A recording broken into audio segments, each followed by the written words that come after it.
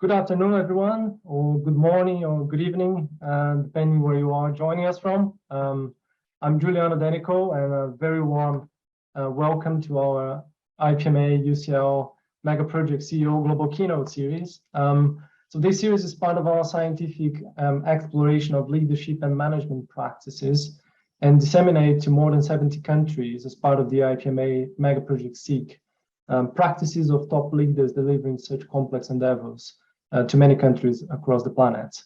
So today is a pleasure, it's an absolute pleasure to welcome Mark Wild with us. Mark is CEO of Crossrail, who has a fantastic track record of leadership positions delivering major and mega projects in different countries and industrial sectors. Mark became CEO of Crossrail in November 2018 and led the program to its final stages of construction, integration, and testing ahead of what is now the Elizabeth line running in London. Before handing over to Mark, a few house rules for questions. We have a very large audience joining us today, so the chat box, we're not operating that. If you do want to send your questions, comments, challenges, thoughts, please do use the Q&A function to communicate with us. And we'll reconvene to your questions after Mark's presentation. Okay? So Mark, thanks very much indeed for joining us today. We appreciate the time for your global keynotes. And over to you. The virtual show is yours. Thank you, Giuliano, and a pleasure to wherever you are in the world to listen to this. Welcome to my presentation. I might speak for 40 minutes or so. And thank you to the IPMA and UCL to give me the opportunity. It's quite a privilege, actually, so thank you. So Crossrail, we'll talk a bit about Crossrail, which was at one point Europe's largest major infrastructure program. I'd like to start why this is important, though, and for me, the Crossrail has got into a lot of publicized difficulties and then had a very good end and a completion, and we'll talk a bit in detail about it for insights. But I think this is important because I think there are three mega trends affecting large programs around the world that I think they increase the entropy of programs, i.e. they increase the likelihood that they will fail or will get into difficulty without management and leadership control. And I think those three mega trends are size, scale. Crossrail used to be the biggest program in Europe and the fourth biggest in the world. Crossrail now wouldn't get in the top 3 in Europe, and it would struggle to get in the top 10 in the world. I was recently in Australia, and they have a pipeline of infrastructure for transportation of 250 billion Australian dollars. So the scale of Crossrail, we thought it was big, but things are getting even bigger. I think the second mega trend is in digitization. Crossrail was genuinely the first digital railway, I think, globally. And there's probably something in parts of the world I don't really understand that is equivalent, but certainly in the world that I would know, this is the most advanced digital railway in the world. And in the digital space now, we can do things in the digital virtual environment that cannot be done in the physical world. Now that produces many, many opportunities, but great complexity as well. And the final of my three mega trends are obviously the inevitable essential drive to net zero. And so if you think of increasing scale, greater digitization, and the absolute essential drive to net zero, Crossrail is the foothills of that. So which I think my lessons really are, and it's an interesting story when we get into it in a moment, but I think the things I'd invite the audience to think about would be, how will these lessons be learned in programs that are yet to come, that are likely to be bigger, more complex, and more challenging from an environmental point of view? Next slide, please, Giuliano. Crossrail, people often ask what's the difference between Crossrail and Elizabeth Line. Well, Crossrail was the infrastructure program that created the Elizabeth Line. The kind of unique thing about Crossrail in a London sense, it's an east-west railway underneath London, 22 kilometers of twin-bore tunnels. The kind of unique thing is it is London's 11th tube line, but it's more than that. It's a proper-sized suburban railway underneath London, traveling in the tunnels at up to 100 kilometers an hour, 24 trains every hour, trains carrying 2,000 people each, 25,000 volt overhead line, a full-size railway really underneath London, linking the Great Eastern and the Great Western together. For anybody in France reading this or watching this, I always doff my cap to, of course, it's not the first time in the world this has been done. RER in Paris had this in 1977, and certainly in S-Bahns in Germany, this was a common feature. But certainly in the UK, it's very novel and an interesting approach. Fundamentally, by joining these two great historic railways together with a new bridge underneath London, it boosts transport capacity by 10% and brings 1.5 million people into the central activity zone of London. We could have a good debate at some point about the effect of COVID on this, but I believe the project is still very, very, very valid. Next slide, please.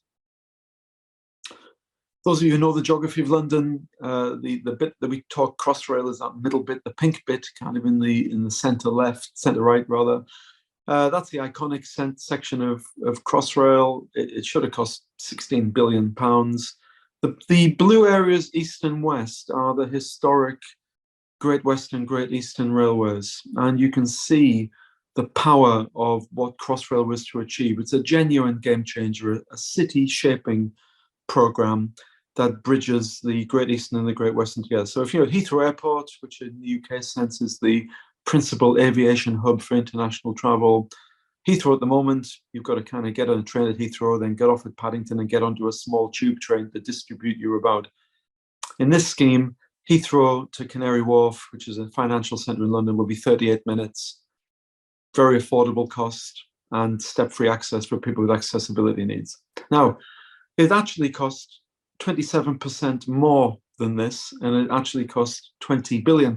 So in the scale of major programs, and I'm sure UCL and Oxford have done the research, it's not uncommon. In fact, it's rare, exceedingly rare, for major programs to achieve no cost overrun or time overrun. But 27% doesn't sound too bad. But I'm going to go through the story of Crossrail, what happened, how we got out of it. And again, the spirit is kind of my past isn't your future, really. And as project professionals, I think this is more an interesting story of insight. And I hope people will take something from this.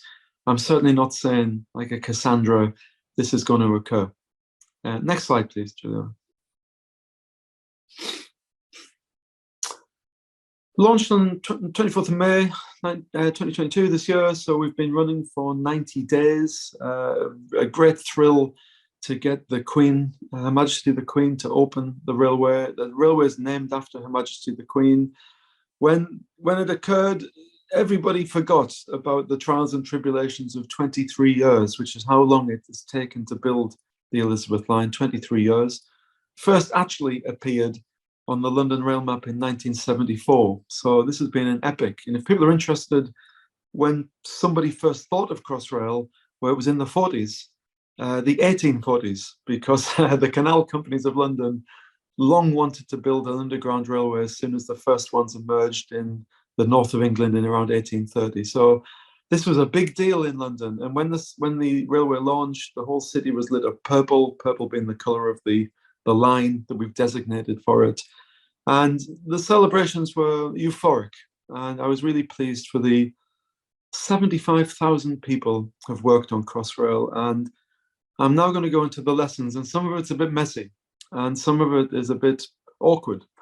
I'd just like to acknowledge really the wonderful achievements of the 75,000 people, my team and everybody that preceded me. There's no one person to blame for Crossrail and its ups and downs. Things are systemic, but let's acknowledge the incredible engineering effort that was done. Next slide, please, Giuliano.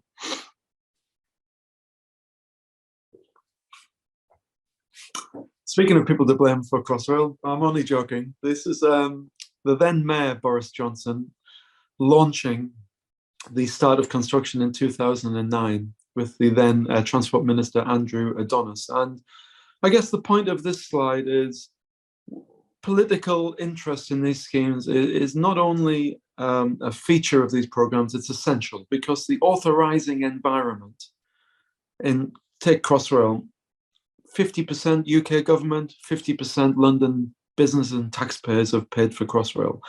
So if you're spending £20 billion of public infrastructure, you can expect and even want political concentration, advocacy. And I think one of the real lessons of Crossrail, I think, is the kind of tuning up of the authorizing environment. Early on in Crossrail, it became far too highly tuned. I would say success was probably celebrated a little bit early. And a lot of people want to blame politicians about this. I don't believe it's true. I think core competency of chairs, CEOs, program directors is to talk into the authorizing environment cleverly. And we're going to speak a bit today about truth to power and my experience of the political environment, which I think I've got extensive experience all around the world, is that the politicians need the truth. And I think the truth is an interesting thing, isn't it? In 2009, at the beginning of the project, the truth is interesting because in 2009, Crossrail was highly uncertain. Next slide, please, Juliana. So what happened? Well, that's my old boss, Tony Meggs, who I really, really rate and like as a person and a leader. He was my chair when I was running Crossrail. Crossrail was the greatest program in the world until it wasn't. And some insights for you then. So first thing that Crossrail, I think, got wrong was it was using the wrong measure for completedness. I can never remember whose law it is. It might be Hargreaves' law, that when a measure becomes a target, it is no longer useful. And Crossrail was using a measurement of completedness that really didn't fully reflect the integration effort of a railway at the end. It was a smart measure, and there was some very, very clever program controls.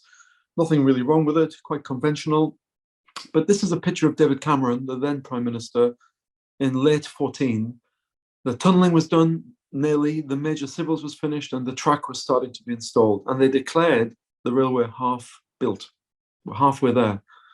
They weren't. They were really probably about 30% there. In the, the classic rule of thumb I would have for anybody doing a major program is, particularly one with novelty and research and development, which Crossrail had, highly complex signalling system.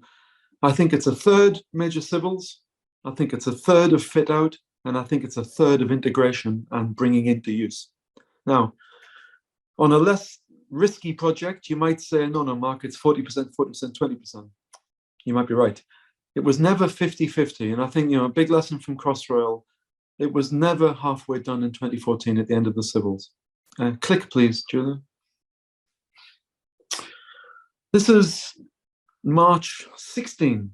And I show this because, interestingly, I know exactly the date of this. This was March the 23rd, 2016. And I was actually in London that afternoon being interviewed by Boris Johnson, who you can see just at the back there, to be the managing director of London Underground. And I met him that day.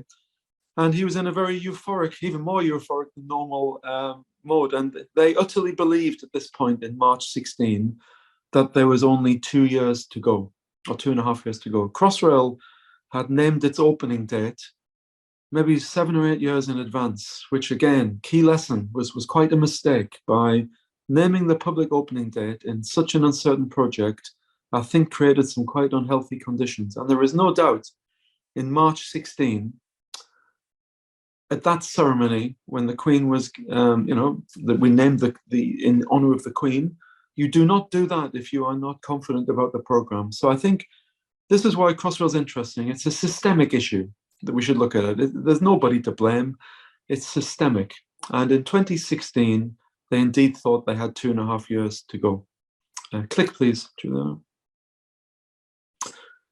So if we come forward to July 18, now I'm not blameless in this. I was running the tube, quite a busy job running the tube, actually, and I was on the board of Crossrail. So I can hardly give this presentation without acknowledging my own deficiencies and things that I did wrong. And I was on the board of Crossrail. And in July 18, we thought with the management team, we might, with 6 months to go, we might need another couple of months, and we might need another £100 million. And we had to declare there was a debt problem. We weren't going to get to December. This is in the July, and it might take us to the kind of sometime in the following year, as early as possible. One more click, please, Julia. I think the reality was the project really unraveled at that point. I was asked to step in to take over as the CEO, and pretty much within my first 3 or 4 months doing this job, I worked out that we didn't have 2 or 3 months to go, we had 4 years to go. We didn't have £100 million more, we needed £4 billion. And there was a black hole in the middle of the program, which is interesting. And again, my past is certainly not your future, but I think there's some lessons here that are interesting. So in July 18, with allegedly 6 months to go, we had to declare that we didn't know how to complete the program. And there's a headline from me, not the greatest headline to get as a CEO, by the way, but I had to go to Parliament with my chair, and we had to admit that we didn't know actually where the program was and how it would be completed. And I think the lessons in this are going to be quite interesting for people. Another click, please, Julian. Okay, so, and this is all conventional wisdom, but you all know this watching this, don't you, that Crossrail was never a civil engineering program. It was at best 2 programs, and you could even make an argument, there's a third circle here, it was actually a huge IT program as well. So this was always understood in Crossrail that there was a major civil engineering job to do. What a wonderful job was done by Andy Mitchell, the then program director, and the tunnelling teams. The tunnelling drive, 42 kilometres of tunnelling underneath London, east to west, underneath, around this labyrinthine tube. The ground conditions are difficult. It's probably the most difficult city in the world to do this. 2,000 years of archaeology underneath there. The tunnelling drive was probably the greatest engineering achievement in 100 years, I would have said. At the same time, it was always known the project was an digitally advanced railway. And I think first insight you might want to take from me is, when you look back in time, and if I was Cher, that song, and I could go back in time, if I could turn back time, I think everybody would recognize in the early stages of this program, more effort was put into the tunnelling and major civils than was the risk of digital integration. I think that's an accepted norm. And the key for major programs and CEOs and program directors is, how do you have a balanced view in early years of the program? How do you act on things that are in the future rather than facing you immediately? Obviously, the civil engineers have immediate challenges in front of them and have to act, have to intervene. The question is, how do you intervene in risks that are a long way away? And I think that's one of the profound lessons of Crossrail. And undoubtedly, the intervention was mostly on the left-hand side of this chart rather than the right. And I think that's a key thing where you're dealing with ever larger projects and ever more uncertain. One more click, please, Julian. What went wrong is actually a matter of great public record. You can download thousands of pages of audit office reports, public account committees, parliamentary inquiries into this. I'll simplify the task if you haven't got time to do it. I don't blame you, but 5 things, you can read it on the screen, what went wrong. I would pick out some of them. The second one down, firstly, in July 18, the effort of integration was greatly underestimated, greatly. Things that have taken us a year to do were thought would only take a month. And so the project in kind of middle of 18, greatly underestimated, completely underestimated things, particularly things that had never been done before.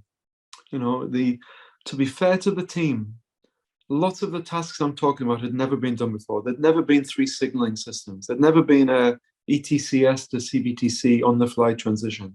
There'd never been digital density like this. There'd never been a as complex tunnel ventilation system. But the facts are, the future was greatly underestimated. There was optimism bias for the activities in the future. The fourth one down, I think, is crucial as well, that even with the gap of what was to come, the program greatly underestimated or overstated where it actually was in completedness. The measure that I mentioned they were using, they continued to use. I sat on the board, and at every board meeting, I was part of the team and people who looked as, you know, we've got another 1%. And in July 18, the project was 95% complete. Within 6 months of me looking at this, I worked out it was 62% complete because the wrong measure was being used. The measure was being used pretty much on a certain level of physical activity, not on the actual safety verification and integration. So 95% complete, actually it was 62%. Classic example, one of my most astonishing days in my whole career has been the day our new technical director, Colin Brown, added up the punch works on all of our major contracts. The things that weren't in our program that we were just expecting contractors to finish. There were 75,000 things outside of the program. They'd leaked off, they'd leaked away. And two things to take away from this. Do you really understand the effort to go, particularly in great uncertainty? And much more important, do you know where you are today? One more click, please, Juliana. Let me introduce you to a model that I think will be very helpful. It's just a model, it's a frame. It's created actually by my great friends and colleagues, JMW, who were instrumental in turning our leadership around in Crossrail. I think it's a great frame. But that's all it is, the frame. 2x2 grid, possibility on the bottom, how ambitious are you? And reality on the vertical. Not the individual people's or teams or organizations' perception of reality, the actual truth, the reality. A click, please, Juliana. So I think top right-hand corner is where you want to be. I think you want to be highly ambitious, high possibility. I think you need to be high reality as well, 2 feet in reality.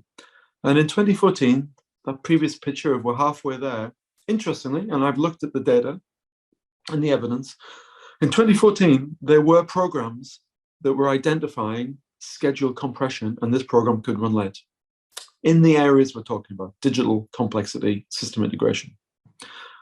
For some reason, there was a descent into unreality to 2017, where in 2017, they ended up in the same ambition. The railway will open in December 18, but there was no reality. There were 75,000 things missing from the program. And the descent to unreality was this is quite a difficult thing to talk about. There is no doubt this is not easy for the people who were there at the time. They fought really hard for this program.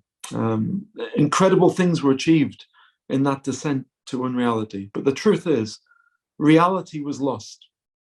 And unfortunately, by the time we got to 2018, you're kind of where you do not want to be, which is kind of where I took over, which was no reality and no possibility. And, that's the dead zone of projects, because, that's when people start talking about, will this project ever finish?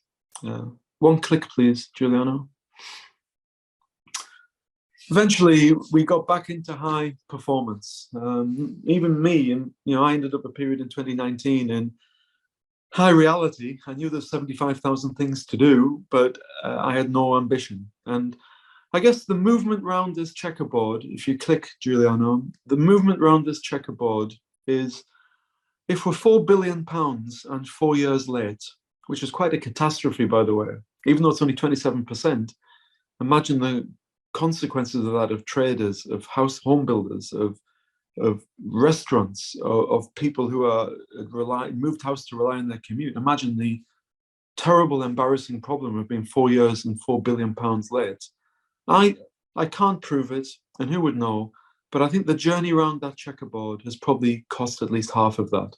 It was always going to be 2 years and maybe 2 billion late. 4 years and 4 billion, I think you could make a case that half of that disruption was caused by an unnecessary journey and loss of reality.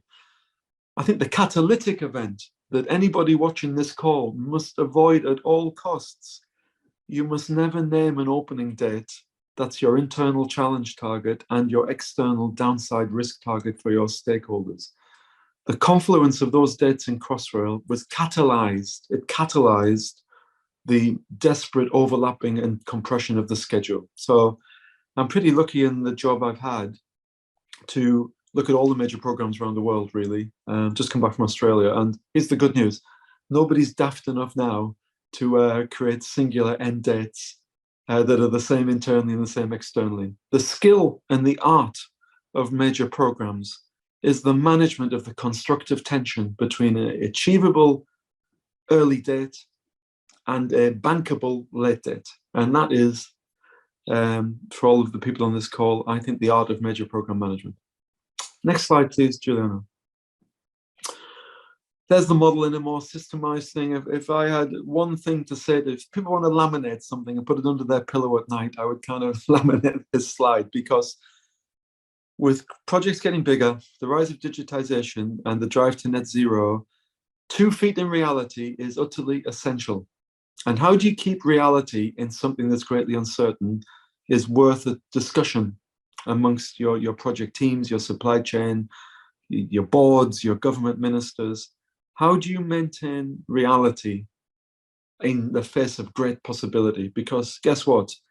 That right-hand side is always going to be there now. These projects are always going to be highly ambitious and high possibility. The key is, can you stay in the green zone? Can you stay in high performance? Next slide, please, Julia. Again, back to share, and if I could turn back time, I think Crossrail started out with a really brilliant idea about modularity, that clearly the first thing to do is to reduce complexity. And that the left-hand picture is interesting. There's a photograph from 2008 in a factory in the east of London where modular tools and techniques and products were tested and proved. And if anybody's been lucky enough to travel on the Elizabeth line or seen photographs, they will recognize that left-hand picture. The thing that I was find exciting is that the railway actually looks like that. So the brilliant people in 2008 and 2009 who thought about commodities and plug and play did a really excellent job. The problem is, as design compression came, as the schedule got compressed and overlapping, the thoughts of modularity were lost. And the ethos at the beginning of let's be modular was kind of lost. And the right-hand picture is a gate at Farringdon, one of our stations. It's a tiny corner of Crossrail, the Elizabeth line. And you can see in that gate, it's a highly novel and bespoke gate. I've been to that location 70 times. There's always somebody in an orange jacket with a screwdriver fiddling about with it. And the reason it's non-modular is that the design started to run late. And there was they lost their ethos and, catalyzed by an unachievable end date. But I think for me, for project professionals, for engineers, for leaders listening to this, I think design modularity is worth taking a stand for. And what I mean by taking a stand is that it's an enduring value that will not be broken, even if the design's running late. Because I think modularity is probably the singular thing that could be done that could prevent a lot of uncertainty and reduce complexity. Next slide, please, Julia. Of course, some things in major programs are inherently complex. Even with modularity and simplification, there are some things that are immensely complex. I've come back from Australia and it's interesting. Every city, I went to 4 cities, including Auckland in New Zealand, and they've all got their own problems. They haven't got Crossrail problems, they've got Auckland problems, they've got Brisbane problems. All of them have complexity that is irreducible. And I think where complexity exists and you can't remove it, my model is as complexity increases, so does the need for the client to coordinate and align. Now, this is quite profound and needs thinking about in a commercial context where you have to have a commercial bargain with the supply chain that involves risk transfer. All I'm saying is, as complexity increases, so does the need for the guiding mind, the client, the delivery authority, to coordinate and align. Crossrail often was kind of in that bottom right-hand corner. It was always highly complex, but the lack of coordination tended to chaos. You definitely do not want to be top left-hand corner, though. You don't want to be coordinating simple things, because that's very inefficient. I mean, a good example for Crossrail is fire engineering is a big deal in London, as you'd imagine. 9 new underground stations, all of them 10 stories deep, epic size. There were only a small number of fire engineers actually in London at that time, about 50. They were usually in 1 or 2 companies, and they were in tier 2 or tier 3 behind our major works contractors. And there was no coordination of that resource, none. You can imagine what productivity was like for these fire engineers dashing from pillar to post. And a breakthrough in Crossrail was to sequence where the fire engineering resources would go, where the tests would happen. And it became a mechanistic approach We coordinated and prioritized. Now that affected the commercial bargain with the people in the supply chain, but productivity went from 15% to 95%, and it paid for itself. So as complexity increases, so does the need to internally, centrally align and coordinate. Next slide, please, Juliana. So Crossrail, people might say, well, what was Crossrail like? Well, I think you can have any governance model, really. Crossrail's was pretty smart. It was a 50-50 sponsored job from the UK government and London. It had a delivery authority, number 3 there, a Crossrail board. It was a delivery authority, separate purpose vehicle. Had an executive group, number 2, and it had program governance. One click, please, Juliana. As you'd expect, they were the state of the art of assurance. And I'm sure if there's 300 people on this call, I'm sure 299 of them are asking, how on earth did the assurance miss it? 75,000 things. And I think the tip I would have for you, and I really believe this, that Crossrail is an example of where people have to have the ability to speak truth to power. And that means people who are sure, people who check, people who have lines of inquiry need to be invited in. And the left-hand side, the governance structure, needs to have curiosity. In Crossrail, one of the things I did when I was the leader, we kind of got rid of yellow as a color, because every chart I had was amber or yellow, amber red being the most dangerous color ever known. And I simply said it's red or green. And red to me wasn't a bad thing. Red was simply something we should be curious about, and it was out of calibration. And that changed the game. But the bottom line is the assurance activities, there was no failure of the assurance.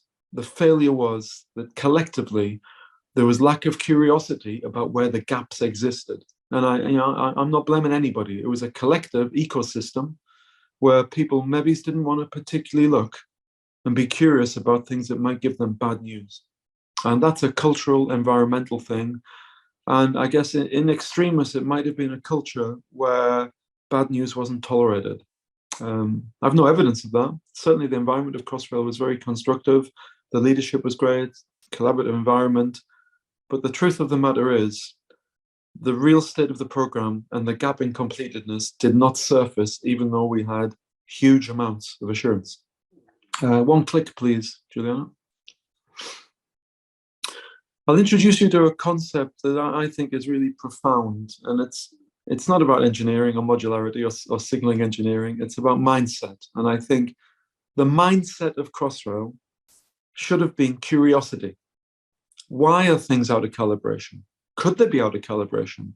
What could be the next thing that occurs? How long will reliability growth take? That's a mindset. Now, to have a mindset of curiosity means you need to create an environment that's psychologically safe. If you have a mindset of what I might say heroism and achievement and success, then I think you could have problems. Because what I've learned in Crossrail is to be successful, intrinsic in success is failure. You will have to fail to be successful. And I think if we can just move our mindsets to that and calibrate assurance activities around that, I think we would have found the problem in Crossrail earlier. One more click, please, Juliana. So I think, all said and done, I'd like to talk in my last 4 or 5 minutes about the most important thing, which I think is the human element. I think it's about leadership. And all of the things I've said previously are all really valid. Don't have a fixed end date, focus on modularity, have an assurance regime that's curious. I'm sure there's people in this call saying, yeah, I've got all that. So I think for me, Crossrail thought it was in a highly collaborative environment, the state of the art. I was on the board, and we gave awards for collaboration. We had values and behaviors that were really good and truthful and enduring. I'd like to introduce you to 2 things, though, that I think we're missing, that I think every major program should think carefully about. And certainly, these 2 things were the things that enabled me and the team to deliver Leaders with Plan. Firstly, transparency, truth to power. There is no doubt shining sunlight on issues or gaps or problems or just curiosity. Why aren't things right? Shining sunlight allows the convening power of the whole coalition, which in Crossrail sense was mighty. The Crossrail intellectual horsepower was the best in the world. I think at the time, because it was the biggest program in Europe, there was a gap in the world of major programs. The world's best were on Crossrail. And what I've found is truth to power. And once issues are transparently known, the convening power of the coalition can solve it. Extraordinary things have been achieved that I did not think were possible, have been achieved. The railway in the past 90 days has run almost flawlessly. Nobody thought that was possible, but it's been possible by a spirit of the team acting transparently and addressing issues early. Other side of the coin would be what we've kind of termed owning the whole. Now, this is kind of beyond collaboration. There's lots of collaborative frameworks, really good ones. You know, it's Project 13 in the UK is a really good one. 1990s famous reports in the UK were Latham and Egan talking about alliancing and collaborative work environments. Owning the whole is different. Owning the whole is getting the whole coalition, the supply chain, the delivery authority, the program partners, the authorizing environment around the purpose of what we're doing. And the purpose in Crossrail was not to build tunnels. It was to produce a high-performing, safe railway that would carry 200 million people a year. That was its purpose. And for me, owning the whole is gathering everybody to be purposeful around the big objectives, the peak objective. And for me, owning the whole is a step beyond collaboration. Collaboration is necessary, but not sufficient in mega programs of complexity. I used to think of these as a baton race, you know, the delivery authority sprinting and stretching and putting the baton safely in the hands of a sprinting away operator. I've kind of now realized that that is quite a flawed concept in these major programs. These are more like a tough muddy obstacle course that we've all got to get over together. We've all got to cross the line together. Our triumphs, our challenges, our failures will be shared together. And, you know, I think in the tough mudder obstacle course, it's a good analogy, because if somebody gets stuck in the mud 2 obstacles back, we better go back and get she or he and get them to the front of the queue, because we can't cross the line without all of us. So I think big reflection on Crossrail and leadership is need to get beyond conventional transactional leadership. And one of the big things I think people could think about in how do you create environments that are transparent, that own the whole. Firstly, make sure your commercial framework genuinely supports this. Not easy, but you know, don't let the commercial risk transfer get in the way.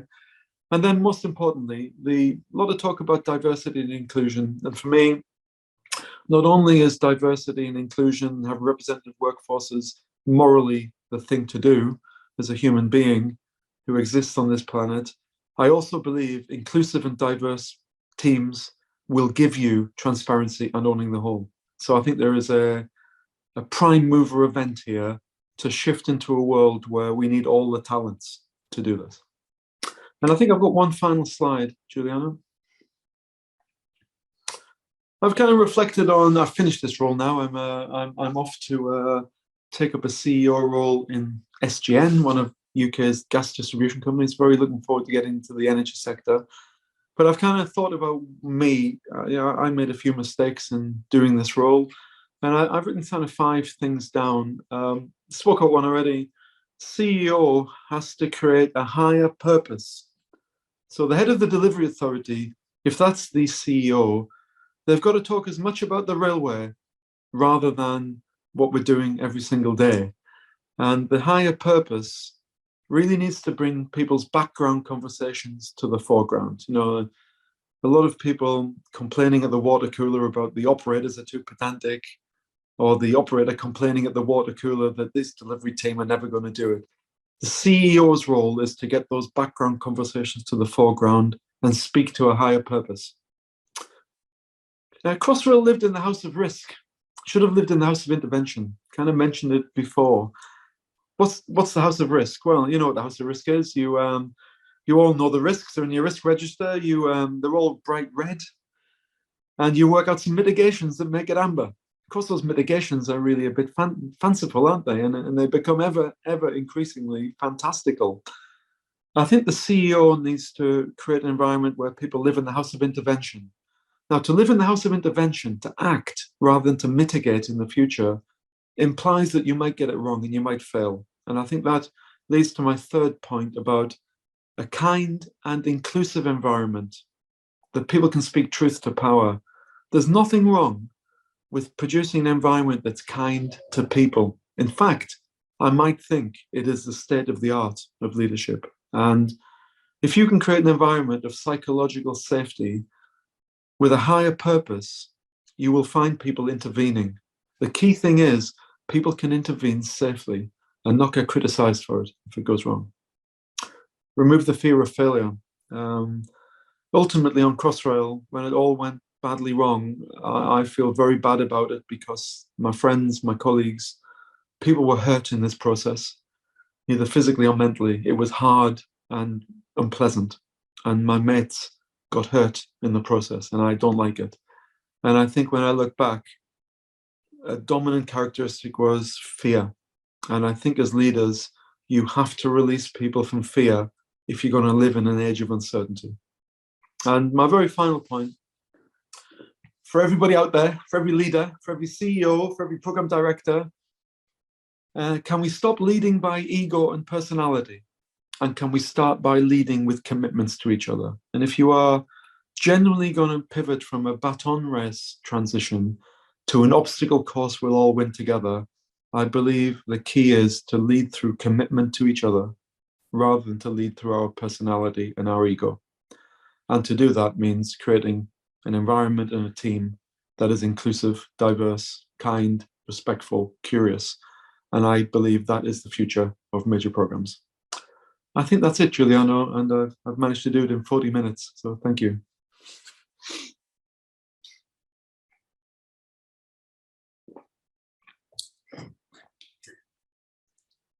Fantastic. Thanks very much, Mark. That was wonderful in so many ways. And we have several questions here in terms of integration, leadership, relationships, and particularly on your transparency power, connected to all sorts of issues from optimism bias to uncertainty.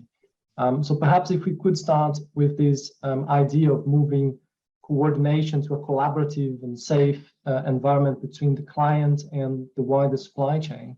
I wonder if you could give us a few examples beyond systems engineering that you talk towards integration, team integration, program integration. So what practices could you put in place to amplify that transparency with the supply chain?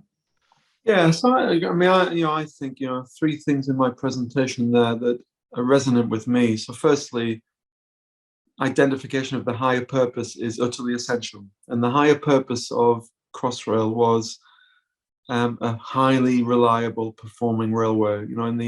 In the last throw of the dice in 2018 to try and get something open, the proposal on the table was kind of half the railway and the reliability would be pretty poor. Well, that wasn't purposeful. The purposeful thing about Crossrail after £20 billion was an end-to-end railway that was actually high performing. So for example, with that in mind, for a long period of time in Crossrail, the rules of how the railway would be operated were very novel. It's an underground railway, but it's a mainline application. So there's a new rule book. New ways of operating the doors, new ways of operating the ventilation system, new competencies for the operator. And what happened is really, this was a risk, living in the house of risk, that for years, there was a steering group about creation of rules. And the astonishing thing to me is we didn't stabilize our rule book properly till about 4 weeks before we opened it. So a better thing to have done would have been to fix the rule book first, and then the technology to follow that. And although on Crossrail, the operators were present, there was a shadow operator, and the operator was established and was part of the executive team. The truth of the matter was, the views of the operator weren't fully respected. And the thing that always gave in the rule book, in the reliability growth characteristics, in the reliability of the train, in the functionality offered to the driver, the thing that gave was the thing at the end. that the operator would somehow find a way around it. And a big, big insight is if you're purposeful about creating a railway, then the voice of the operator and the end user, it is necessary, but not sufficient to have them there. They've got to be influential in it. And I think it might be one of the greatest mistakes of Crossrail that the operator was there, but wasn't actually vocal, or their voice wasn't heard. And I think that, again, speaks to creating inclusive environments. Perfect. Well, that leads actually to relationships between the temporary and permanent organization. So Crossrail as this temporary special purpose delivery authority and TfL and DFT as more permanent entities. What you're just highlighting is that connection between whoever is delivering as an authority and the permanent operator. So I wonder in that tension, in that relationship, what practices could be perhaps transferred to future programs to bring the operator into a former governance structure, perhaps, or more strongly into the program. So what could be implemented in terms of a strategy for the future? Yeah, I mean, I think this is kind of crucial, really. I mean, I think I said any governance structure can work, you know, and in Crossrail, there might have been 10 parties, 10. And, TfL, the operator, the concession, the regulator. And I think the big lesson, and again, I was in Australia recently, and they're grappling with this. They have similar governmental and delivery authority and supply chain complexity. I think two perspectives. Firstly, when we're talking about owning the whole, and we're talking about being purposeful, we are at the very top level of it. And it means integration and alignment of the sponsors and the stakeholders in the authorizing environment. Now on Crossrail, good example on Crossrail, it's well documented. On Crossrail, the rolling stock was procured by TfL, and the delivery authority kind of integrated the train. Now, that was okay, that was fine. But the schism, the difference between the train integration and the infrastructure integration was never really solved properly. I think everybody would kind of acknowledge that. So I think a great deal of work has to happen at the very, very top. And that means sponsors, that means government ministers understanding this, that means the actual chairs and CEOs of boards need to understand that. The second perspective is the distortion often occurs because of commercial risk transfer downstream into a PPP or a DBM contract. So I think not only does the authorizing environment need to get aligned itself, it needs to make sure the risk transfer downstream into the supply chain doesn't create the conditions for the supply chain to be defensive. Particularly, do not transition a risk that the supply chain can't manage. And I think if those two things are thought about carefully and endure, I think you'll get it. But the big message is integration has to start at the very, very top, level 0. Yeah. Brilliant. We have numerous questions on leadership and styles of leadership on your transparency point in particular. So if we could unpack there for a moment, you also talked about the incomplete leader and no egos and leading by commitment. Yeah. So I wonder on your diversity point, how could perhaps we transfer lessons for the future and create or think about the design of boards, senior leadership teams, and think with leadership styles in mind before we start designing the diversity of thought that we need on those programs. Yeah, well, that's exactly right, Giuliano. First of all, it's good that we're in a modern world where people do talk about representative workforces from board level to program teams. It's good. Great progress has been made. It's good. It's righteous. I would say, though, that the worry I have is that people forget about inclusivity. So inclusivity is rather different to diversity. And inclusivity kind of inherently means the creation of an environment where other people's views are respected and thought about. Now, this doesn't mean endless meetings and procrastination. It means creating the environment where it might be possible that the person at the top doesn't really know.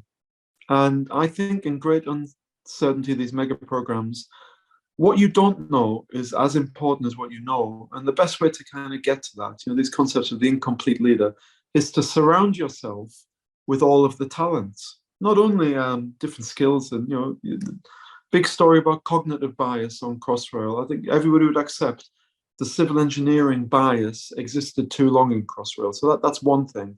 I would also say one thing I found really interesting in Crossrail, I tried to have some really emerging talent, people who are maybe only 1 or 2 years into their careers, mixed with people who are more mature at the more different end of their career. And I've got amazing stories I could tell you about emerging talent unlocking this program by working with people who are just maybe had seen a little bit more. So I think for me, if you're a leader, if you want to lead and you want to be a credible leader and a contemporary leader, safety is a given. You're going to be an authentic safety leader. You ain't even getting on the field of play without being a safety leader. The next thing would be your genuine human-centric EQ to get all the talents together. And I think that's it. And the reason for that is they're getting bigger, digitization, net zero. If anybody tells you they know you know the solution, then they're not telling you the truth. Excellent. I really like your point about this mentoring and inclusivity of the younger generation in the program. You also mentioned 2 different programs, right? One more civil and another one more digital in a way. So almost like 2 different parts of the same whole.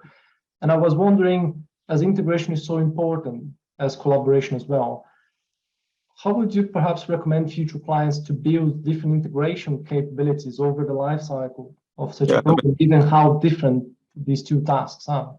Yeah, so I mean, Crossrail, I think Crossrail has set the foothills, the base camp. In Crossrail, we created an integration facility early. But I say early, it was created around the time the civil engineering was being completed. I think HS2, which is a big program in the UK, they created their integration facility early. And my absolute belief is in digitization, the thing to do is, first of all, modularize relentlessly the target infrastructure. Modularize. Build this in a factory. Don't build it 30 meters underneath London. Once you've got that, most of this can be done in the virtual environment. Most of it can be done. And I think the exciting thing of leadership is that if the physical infrastructure is highly modular and plug and play, that kind of implies that the virtual world is quite agile and able to deal with uncertainty. And BIM has come a long way since Crossrail started it, and it really didn't work too well on BIM in the integration. But again, I think the modern contemporary leader starting a major program will be thinking as much about the virtual environment, the sandpit, as they would about getting the tunnel boring machine launched. And digital wouldn't be with the IT director. Digital would be at the top table about, well, what virtual environment do we want? Because in Crossrail, the only way Crossrail was delivered in the end was we had a virtual environment that could emulate the physical environment. It took a lot of years to get there, but we ended a situation where the reason we got supreme productivity, reliability, is the virtual environment was used to tune the physical. It could have been a lot simpler though if we'd modularized the physical world and thought about the virtual world as our place to innovate. But I could talk forever about this on safety assurance as well. But yeah, crucial point, particularly at early stages of the program. Excellent. Perhaps one last question before we close with your remarks. So we have a lot on uncertainty and your points about the commercial structures as well between client and the wider supply chain. So I was wondering if we could match those 2 themes together and talk more about the leader in leading such a high, complex and uncertain program and creating that transparency perhaps all the way to lower tiers throughout commercial boundaries, and what lessons we could perhaps extract from that relationship. I mean, this is really tough because, governments, state governments, transit authorities spending billions of public funds that could go to hospitals, or they could go to the energy crisis at the moment. It could go to subsidize people's bills. Why would you spend billions of pounds on infrastructure? So the obligation that kind of comes with that is there clearly has to be a commercial bargain where the private industry of the supply chain takes risk for their activities. And I think the balance of getting that, for me, the critical differentiator is to understand that one day in the program, it will be required for the coalition to come together in great uncertainty. And when that moment happens, you will need everybody to go beyond their contracts and make sure, back to my obstacle course, that they all cross the line together. So for me, you do have to transfer risk. I would be very careful about the transition of risk, integration risk, particularly integration risk where you expect two parties in your supply chain to work together. And plenty times in Crossrail, we even try to incentivize, two or three constituent parts of our supply chain with a common incentive. And try as they could, the supply chain companies, they couldn't get the incentive because the missing ingredient was the client's integration and alignment and coordination power. So for me, do not transfer risk that cannot be shouldered downstream, and always do your procurement with a mindset on one day you will have to coordinate the orchestra in great uncertainty. And the anticipation of that and building it into commercial models, I think could be quite a good breakthrough. I mean, the other thing I would say about the supply chain, Giuliano, the language on Crossrail, like a lot of major programs, was quite masculine. In the lead up to getting this job done, it was quite masculine language, climbing mountains, wrestling with issues, hitting it hard. I'm not criticizing people, but you also want a supply chain that is curious and modern as well and contemporary. So again, I would think, measurement of the, I've got a great friend of mine talks about we should be measuring the EQ of teams as much as their IQ. And I think she's absolutely right. It's a genius thought that when you're establishing your supply chain, have you really got the right EQ, even if you've got the right risk transfer? Brilliant. That's a fantastic insight on composition and diversity of future programs. I'm very conscious of time, and we don't want to overstep the 1 hour slot mark, as we appreciate your time. Perhaps final remarks from you and top 3 or top 1 thing that you would like future CEOs to champion in mega projects going forward? Well, I'm a human being on this planet. I care about it. And I think we're important. I think engineers, program directors, commercial people, building these mega programs matter for society. In fact, you might argue the future of our society and who we are depends upon them. So I think getting them right is important. And when projects fail, like Crossrail did, it destroys reputation and confidence. So I'd urge all of us to start thinking in a contemporary way to maintain the confidence of our funders that they choose to invest in infrastructure as much as they choose to invest in other things. And I think we've all got a accountability for that. Fantastic. Mark, thanks again for very much joining us and for dedicating your time for this knowledge transfer initiative. So on behalf of the IPMA and UCL, thanks for joining us, and we look forward to seeing your next adventure, your next achievements as the CEO in the energy sector. Thank you, and good luck, everybody.